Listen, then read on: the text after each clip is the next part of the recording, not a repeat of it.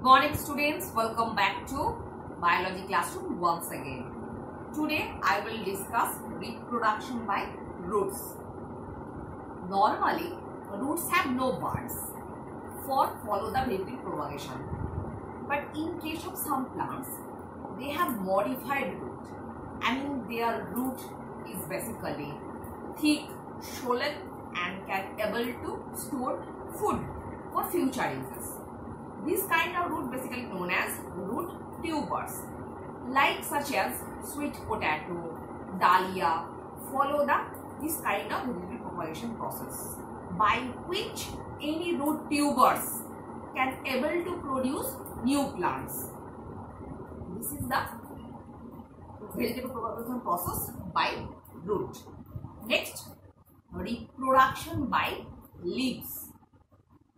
Normally, in case of vegetative propagation, vegetative part mainly used like stem, roots and leaves.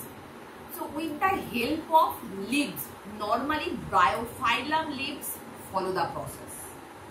In this process, normally inactive buds which are found at the marginal part of leaf. So normally inactive bud which are found the marginal part of bryophyllum leaf.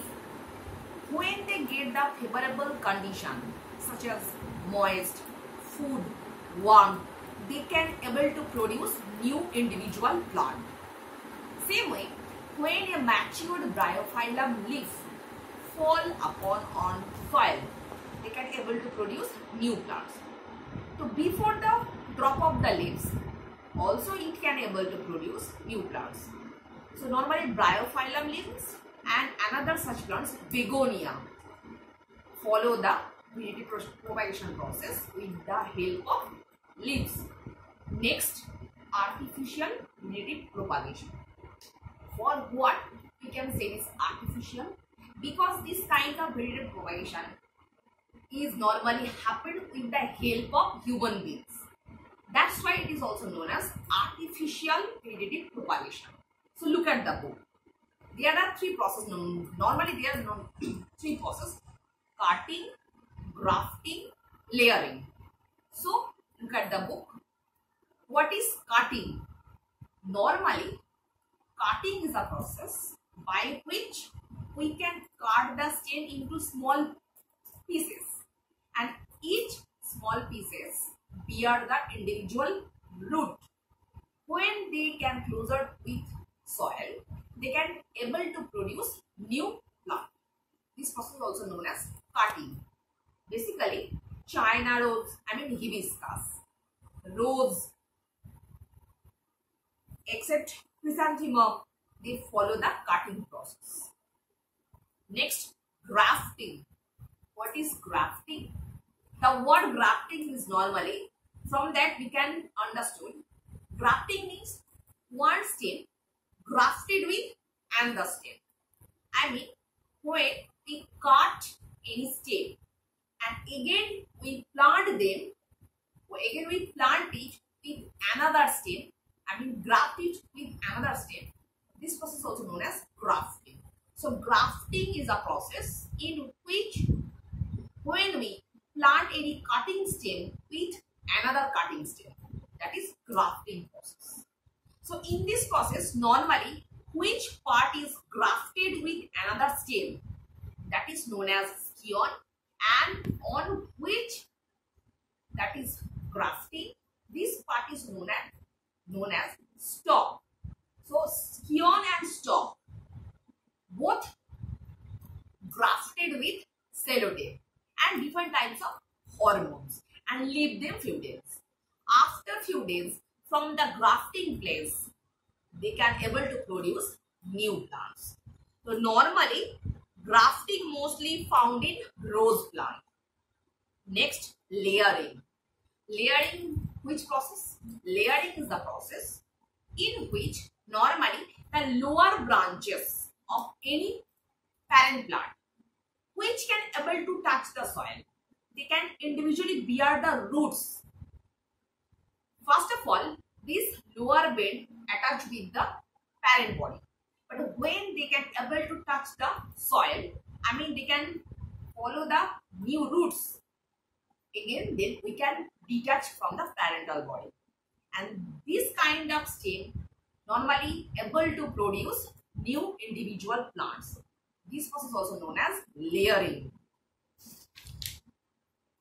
Normally, layering is a process. Look at the book. A layer of bark is removed from the place where it touches the soil. Where the stem touch the soil, particularly remove the bark from the parental body. The part of the lower branch that is touching the soil is then covered with soil, and small objects such as small piece of wood is placed over it lightly so that the branch remain in the soil. Normally when the part, I mean lower branch is detached from the parental body, then we placed with lightening object. For what? As such, normally the small piece of wood is placed over it lightly so that the branch remain in the soil. After a few days, root begin to grow from this branch, and then the branch is cut off from the parental plant. It slowly grows to become an independent plant. So normally this layering process is found in climbing rose, mint and raspberries. Next, tissue culture. What is tissue culture? Tissue culture is an artificial process which is normally occurred in laboratory, where is synthetic medium is used to produce new plants.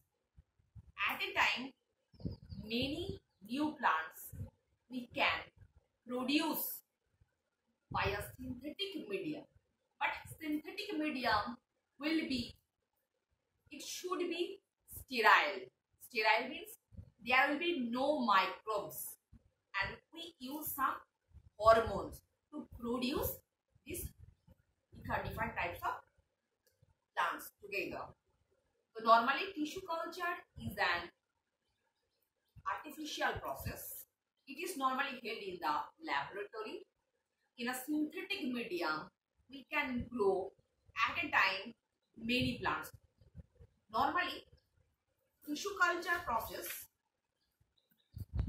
happen in a sterile medium using a small part of existing plant in a test tube. So normally tissue culture process is happen in a test tube.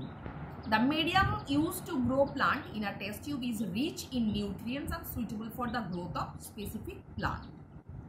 An unorganized mass of cell, I mean which kind of mass of cell is used for tissue culture? This mass of cell is also known as callus. Underline this word, callus. What is callus?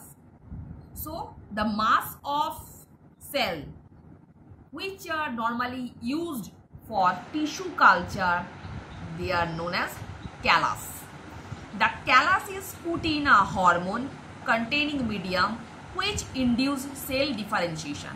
So when we callus put into a different hormone secretion process, they can able to differentiation the cell and formation of plantlets.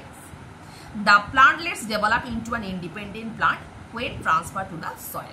So normally some example in which tissue culture process is applied, they are orchids, asparagus and chrysanthemum. Next, advantages of vegetative propagation. So what are the advantages? Normally, vegetative propagation is a faster way. By applying this process, we can able to produce in a short time.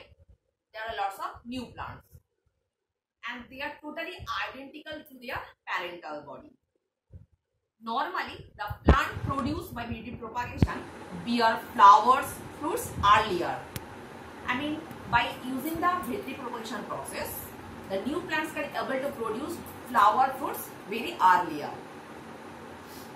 And it is very useful method for production seedless plant. So by applying the vegetative propagation process, we can able to produce seedless plants. So same way, there are some disadvantages of vegetative propagation. So what are they? So look at the book. As the plant developed through vegetative propagation are identical to their parent, there is a chance that in case of if there is any disease in a farm, then it will be affected all plants simultaneously. So what is the meaning of that? I mean, if the offspring, as the offspring are identical to their parental body, so same way, if there is any disease present in parent body, so different kinds of disease, the same diseases provided all individuals. Next, it can result in the destruction of entire crops. There is no different features are not happened. As there is no dispersal of plants, there are chances of overcrowding. Next, you have to learn the vegetative propagation and vegetative propagation disadvantages. So next, test your understanding, fill in the blanks. Number 1, dash reproduction is also known as vegetative propagation. Asexual reproduction is also known as vegetative reproduction. Plants such as ferns, mosses reproduce by means of spore formation. Answer will be spore formation. Budding is the method of vegetative propagation in plants. Dash reproduce by the method of budding. Answer will be yeast. And dash reproduces by the method of fragmentation. The filamentous algae, that is Spirogyra, reproduce by the method of fragmentation. So students, I hope all of you have watched the last video and you have understood what I have discussed today. So please, have you any problem, please comment on my channel and also subscribe my channel. So for today, up to this course.